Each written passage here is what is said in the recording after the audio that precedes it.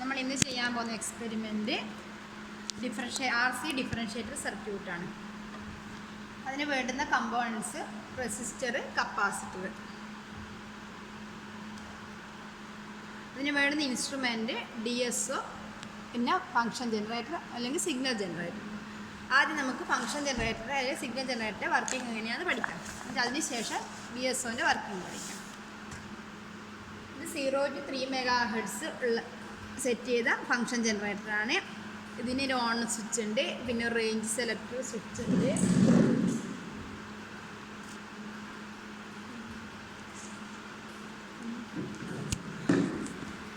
Range selector switch ഉണ്ട്, ഒരു fine ഫ്രീക്വൻസീൻ്റെ നോബുണ്ട്, DC offset, ആംപ്ലിറ്റ്യൂഡിൻ്റെ knob, പിന്നെ ഫങ്ഷൻ എന്താണെന്നോ സ്ക്വയർ, സൈന്, ട്രയാങ്കുലർ, പിന്നെ ഔട്ട്പുട്ടുണ്ട്, പിന്നെ സെറ്റിങ്സ് *1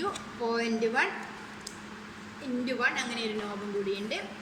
ഇതെന്താ നമുക്ക് CROയിലേക്ക് സെറ്റ് ചെയ്തിട്ട് നോക്കാം. DSOൻ്റെ റെഡ് പ്രോബും ഫങ്ഷൻ ജനറേറ്റർ റെഡ്, അതായത് പോസിറ്റീവും തമ്മിൽ ഒരുമിച്ച് കൊടുക്കുക. DSOൻ്റെ ബ്ലാക്ക് നെഗറ്റീവ് പ്രോബ്, ഫങ്ഷൻ ജനറേറ്ററിൻ്റെ നെഗറ്റീവ് ബ്ലാക്ക്, ഇതും കൂടി ഒരുമിച്ച് കൊടുക്കുക. ഇതിനുശേഷം ഫങ്ഷൻ ജനറേറ്റർ സ്വിച്ച് ഓൺ ചെയ്യുക, DSOൻ്റെ സ്വിച്ച് ഓൺ ചെയ്യുക. ഇനി ഫങ്ഷൻ ജനറേറ്ററിൽ റേഞ്ചിനകത്ത് ഓരോ ബട്ടണും 30 Hz, 300 Hz, 3 kHz, 30 kHz, 300 kHz, 3 MHz.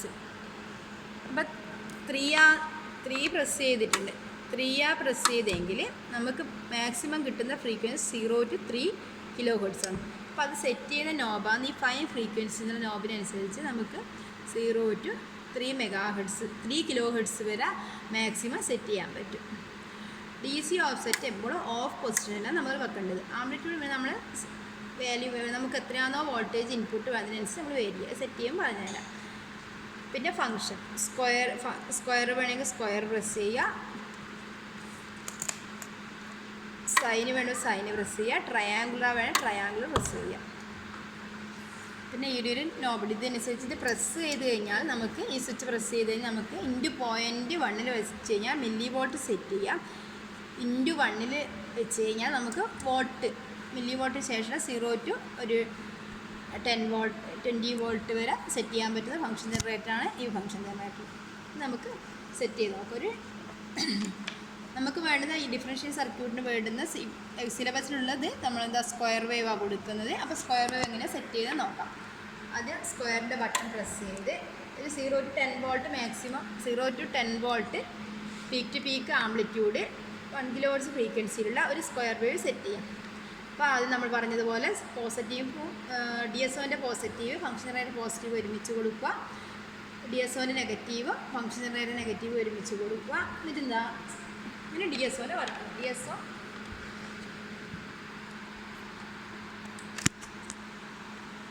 അതിന് DSOൻ്റെ സ്വിച്ച് ഓൺ ചെയ്യുക. കുറച്ച് സമയത്ത് വെയിറ്റ് ചെയ്യൽ, ഡിസ്പ്ലേയിൽ സിഗ്നൽ വരുന്നത് വെയിറ്റ് ചെയ്യുക.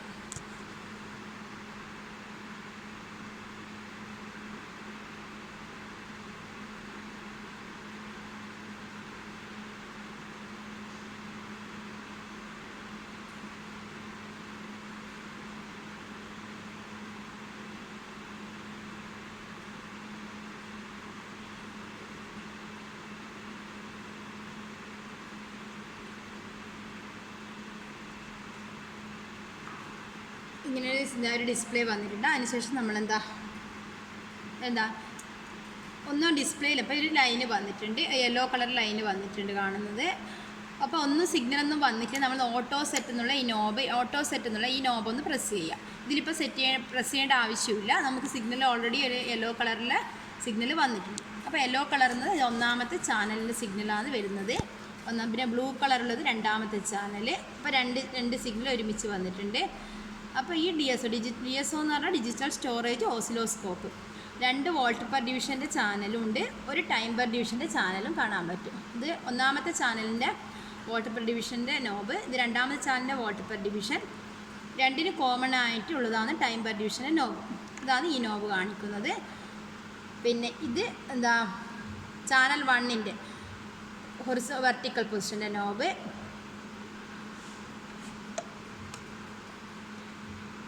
ചാനൽ 1ൻ്റെത്.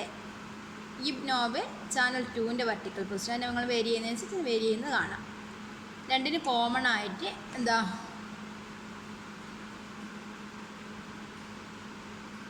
ഒരു ടൈം പെർ ഡിവിഷൻ്റെ നോബും കാണാം. സിഗ്നൽ സെറ്റ് ചെയ്യുമ്പോൾ മനസ്സിലാവും. അപ്പോൾ ഈ ഒരു ചാനൽ നമ്മൾ യെല്ലോ പ്രസ് ചെയ്ത് കഴിഞ്ഞാൽ അതിൻ്റെ ഓരോ ഓപ്ഷനും ഇവിടെ കാണാം. കപ്ലിങ്, ഇപ്പോൾ ഇത് ഗ്രൗണ്ട് പൊസിഷനിലെ bandwidth limit, volt per division, probe, 1x voltage. അപ്പോൾ ഈ ടൈപ്പ് പ്രോബാണ് നമ്മൾ യൂസ് ചെയ്യുന്നത് 1x. അതിപ്പോൾ മാറ്റാതെ നമുക്ക് അതിൻ്റെ ആ നേരെയുള്ള ഓപ്ഷൻ മാറ്റണമെങ്കിൽ നമ്മൾ അതിൻ്റെ നേരെയുള്ള നോബൊന്ന് പ്രസ് ചെയ്ത് നോക്കുക. ഇത് അറ്റിനേഷനും വോൾട്ടേജ് നേരെ കാണുന്നത് അത് പ്രസ് ചെയ്യുമ്പോൾ വോൾട്ടേജ് ഉണ്ട്, കറണ്ട് ഉണ്ട്, അറ്റിനേഷൻ ഉണ്ട്. നമുക്ക് എന്താ വേണ്ടത്, നമ്മൾ മെഷർ ചെയ്യുന്ന ഈ എക്സ്പെരിമെൻറ്റ് മെഷർ ചെയ്ത് വോൾട്ടേജ്, ആ കറണ്ട് അല്ല. അതുകൊണ്ട് വോൾട്ടേജിൻ്റെ സെറ്റിങ്സിൽ തന്നെ എടുത്ത് വെക്കുക. അപ്പോൾ ഇത് വോൾട്ടേജ് തന്നെ ഓൾറെഡി ഉള്ളത്. അറ്റിനേഷൻ ഒന്ന് പ്രസ് ചെയ്ത് നോക്കുക. അപ്പോൾ എന്താ അറ്റിനേഷനകത്ത് ഇൻറ്റു 10x ഉണ്ട്, 20x ഉണ്ട്, 50x, 100, 200, 500, 1000, 1x. അപ്പം നമ്മൾ ഈ പ്രോബ് വെച്ചതുകൊണ്ട് ഇത് 1x തന്നെ വെച്ചു. അപ്പോൾ അത് എക്സ്പെരിമെൻറ്റ് ചെയ്യുമ്പോൾ നമ്മൾ ആദ്യം സെറ്റ് നോക്കണം, പ്രോബ് ഏതിലാണോ അറ്റിനേഷൻ ഏതിലാണോ വെച്ചത്. അപ്പോൾ 1xൽ വെക്കുക. അപ്പോൾ അതിലെ സെറ്റ് ചെയ്തിട്ട് അന്നൊരു ബാക്ക് പോയി ഗ്രൗണ്ട് മാറ്റി. നമുക്ക് വേണ്ടുന്നത് പീക്ക് ടു പീക്ക് വോൾട്ടേജ്. അപ്പോൾ നമ്മളെന്താ മെഷർ ചെയ്യുന്ന സിഗ്നൽ എന്ന് പറഞ്ഞാൽ AC, DC അല്ല, AC സിഗ്നലാണ് നമ്മൾ സെറ്റ് ചെയ്യുന്നത്. അപ്പോൾ ഗ്രൗണ്ട് പൊസിഷൻ മാറ്റി. അപ്പോൾ നമുക്ക് എന്താ ഇപ്പോൾ നമുക്ക് യെല്ലോ കളറിലെ നമ്മൾ പ്രോബ് കൊടുത്തില്ല. അപ്പോൾ ബ്ലൂ കളർ ഒന്ന് 2 പ്രാവശ്യം പ്രസ് ചെയ്യുമ്പോൾ അതൊന്ന് ഓഫ് ചെയ്യും. ആ സ്വിച്ച് 2 പ്രാവശ്യം ആ ബട്ടൺ പ്രസ് ചെയ്യുമ്പോൾ ആ ചാനലങ്ങ് ഓഫ് ചെയ്തു. അപ്പോൾ ഒന്നുകൂടെ നമുക്ക് എന്താ ആ ഗ്രൗണ്ട് പൊസിഷനിലേക്ക് കൊണ്ടുവരാം. യെല്ലോ കളറിലേക്ക് പ്ലസ് അതിൻ്റെ പൊസിഷൻ സെൻറ്ററിലേക്ക് സെറ്റ് ചെയ്തു. എന്നിട്ട് അതിൻ്റെ കപ്ലിങ് മാറ്റി AC-ലേക്ക് മാറ്റി. നമുക്ക് സെറ്റ് ചെയ്യേണ്ടത് 1 kHz ഫ്രീക്വൻസി. ആദ്യം ഫ്രീക്വൻസി 1 kHz സെറ്റ് ഞാൻ 3 എന്നുള്ള റേഞ്ച് പ്രസ് ചെയ്തിട്ട് അതിന് ഫൈൻ ഫ്രീക്വൻസി ചെറുതായി വേരി ചെയ്ത് 1ലേക്ക് കൊണ്ടുവരാം.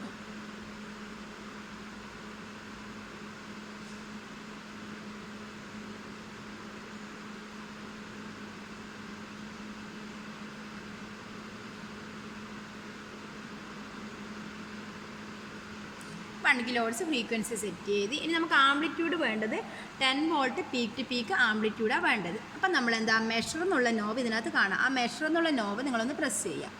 ആ പ്രസ് ചെയ്തതിന് ശേഷം നോക്കുക CH1ൽ എന്തെല്ലാം ഉണ്ട്, ഫ്രീക്വൻസി ഉണ്ട്, പീക്ക് ടു പീക്ക് ഉണ്ട്, ഫ്രീക്വൻസി ഉണ്ട്, ഇതുണ്ട്. അപ്പോൾ നമ്മളെന്താ പീക്ക് ടു പീക്കിൽ നമുക്ക് ഒന്നുകൂടെ അത് സെറ്റ് ചെയ്യാം. ആ CH1ൻ്റെ ഓപ്ഷൻ ഇപ്പോൾ പീക്ക് ടു പീക്ക് കുറേ ഓപ്ഷൻ നമുക്ക് നോക്കാം. ടൈപ്പിനകത്ത് പീക്ക് ടു പീക്ക് ഉണ്ട്, cycle RMS, minimum, maximum, cursor RMS, rise time, fall time, position width ഉണ്ട്, positive width, negative width, duty cycle, phase, delay, എല്ലാം ആ ഓപ്ഷൻ മൊത്തം കഴിഞ്ഞ് ഇനി അടുത്ത് സ്റ്റാർട്ട് ചെയ്ത് നോക്കാം. ഫ്രീക്വൻസി ഉണ്ട്, നമുക്ക് ആദ്യം പീക്ക് ടു പീക്ക് നോക്കാം. പീരിയഡ് ഉണ്ട്, mean value, peak to peak. അപ്പോൾ നമുക്ക് വേണ്ട എന്നിട്ട് മെഷർ ഒന്നുകൂടി ബാക്ക് പോവാം. Peak to peak 3.6 volt. നമുക്ക് വേണ്ടത് എത്രയെന്ന് വെച്ചാൽ 10 വോൾട്ട് പീക്ക് ടു പീക്ക്. അപ്പോൾ നമ്മൾ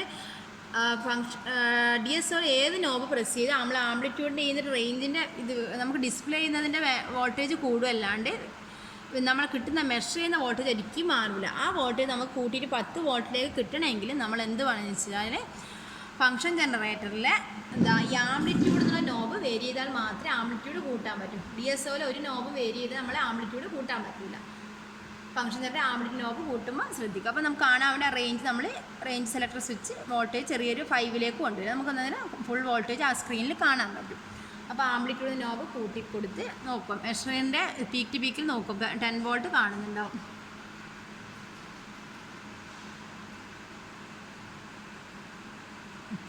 volt peak to peak correct കിട്ടി.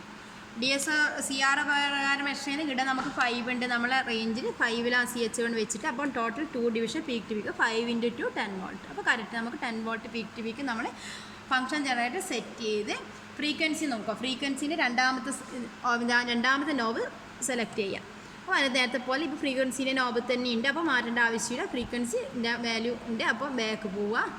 അപ്പോൾ 10 volt frequency 1 kilo hertz set ചെയ്തു. ഫംഗ്ഷൻ ജനറേറ്റർ സെറ്റ് ചെയ്ത് നമുക്കത് DSOയിൽ കാണാനേ പറ്റും. DSOന്നൊന്നും നമുക്ക് ജനറേറ്റ് ചെയ്യാൻ പറ്റില്ല, ഡിസ്പ്ലേയിൽ കാണാം. ഇനി നമുക്ക് എക്സ്പെരിമെൻറ്റ് ചെയ്തു തുടങ്ങാം. എക്സ്പെരിമെൻറ്റ് വേണ്ടത് കമ്പോണൻറ്റ്, റെസിസ്റ്റർ, കപ്പാസിറ്റർ നേരത്തെ പറഞ്ഞിട്ടുണ്ട്.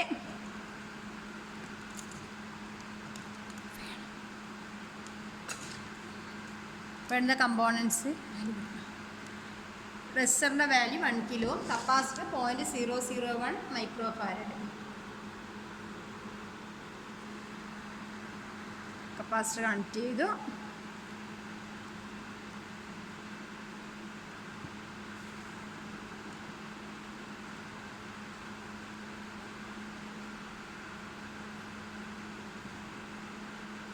അടുത്ത റെസിസ്റ്ററും കണക്ട് ചെയ്തു.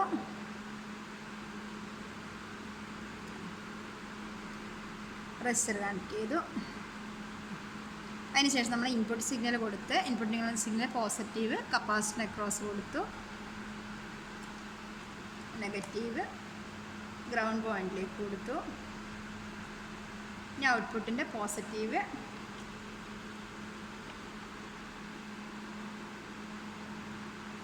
രണ്ടും വരുന്ന കപ്പാസിറ്റർ റെസിസ്റ്റർ ഒരുമിച്ച് വരുന്ന പോയിന്റിൽ കൊടുത്തു, നെഗറ്റീവ് ഗ്രൗണ്ടിലും കൊടുത്തു.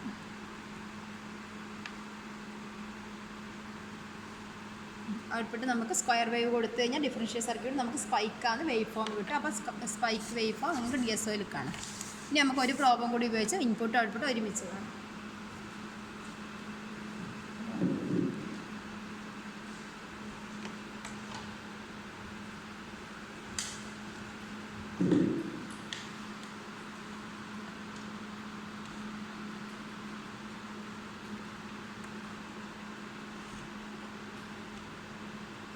രണ്ടാമത്തെ ചാനൽ ഓൺ ആക്കിയതിന് ശേഷം നമുക്ക് ഇൻപുട്ട് ഔട്ട്പുട്ട് ഒരുമിച്ച് കാണാൻ വേണ്ടി രണ്ടാമത്തെ ചാനൽ ഓൺ ആക്കുക. ചാനൽ ഓൺ ആക്കി അതിൻ്റെ ഗ്രൗണ്ട് പോയിൻ്റ് സെൻറ്ററിലേക്ക് കൊണ്ടുവന്നു.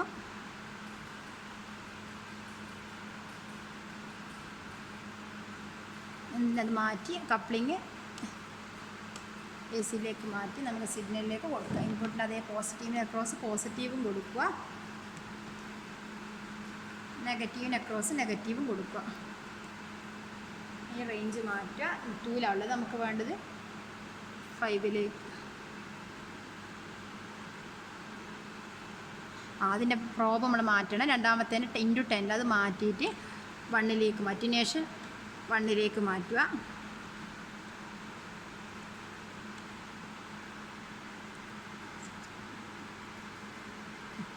അപ്പോൾ ഇൻപുട്ടും ഔട്ട്പുട്ടും ഒരുമിച്ച് കാണാൻ പറ്റും നമുക്ക്.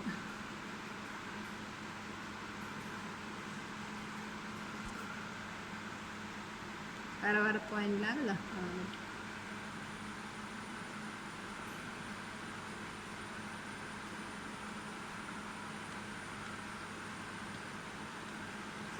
നെക്സ്റ്റ് പ്രസ് ചെയ്യുക. CH1-ൻ്റെ ആംപ്ലിറ്റ്യൂഡ് ചാനൽ 2-ൻ്റെ ആകുമ്പോൾ CH2 മാറ്റിയിട്ട് ഇവിടെ ചാനൽ 2 മാറ്റുക. പീക്ക് ടു പീക്ക് ആയതുകൊണ്ട് frequency period main value peak to peak പോവുക. CH2 നമ്മൾ കൊടുത്ത ഇൻപുട്ട് 10 വോൾട്ട് ഇൻപുട്ട്, ഇത് ഔട്ട്പുട്ട് കുറച്ച് കൂട്ടി 13.4 13 പീക്ക് ടു പീക്ക്. അത് കൂടുന്ന വാല്യൂ കൂടുന്നതിനനുസരിച്ച് വാല്യൂൻ്റെ മാറ്റുന്നതനുസരിച്ച് ആംപ്ലിറ്റ്യൂഡ് കൂടിക്കൂടി. ഫ്രീക്വൻസി നോക്കിയാട്ടെ, ഫ്രീക്വൻസി CH2-ൽ ഫ്രീക്വൻസി അപ്പോൾ എല്ലാം ഒരുമിച്ച് കാണാൻ പറ്റും നമുക്ക്. ചാനൽ 1-ൻ്റെ ആംപ്ലിറ്റ്യൂഡ്, ചാനൽ 1-ൻ്റെ ഫ്രീക്വൻസി, ചാനൽ 2-ലെ ഇൻപുട്ടിൻ്റെ ആംപ്ലിറ്റ്യൂഡ്, ഇൻപുട്ടിൻ്റെ ഫ്രീക്വൻസി എല്ലാം ഒരുമിച്ച് കാണാൻ പറ്റും. ഇനി ഡിഫറെൻറ്റ് വാല്യൂസ് വെച്ചിട്ട് ചെയ്ത് നോക്കാൻ പറ്റും. ഈ റെസിസ്റ്റർ ഫ്രീക്വൻസി 100 കിലോ, ഇപ്പോൾ 1 കിലോ ഹെർട്സ് നമ്മൾ ഫ്രീക്വൻസി സെറ്റ് ചെയ്ത് ഫ്രീക്വൻസി 100 കിലോ ഹെർട്സ്. അന്നേരം റെസിസ്റ്ററിൻ്റെ കപ്പാസിറ്റർ വാല്യൂ മാറ്റിയിട്ട് പിന്നെ ഡിഫറെൻറ്റ് വാല്യൂസ് വെച്ചിട്ട് നമുക്ക് ഈ എക്സ്പെരിമെൻറ്റ് ചെയ്യുമ്പോൾ വേവ് ഫോമിൽ വേരിയേഷൻ നമുക്ക് ഡയഗ്രത്തിൽ കാണാൻ പറ്റും.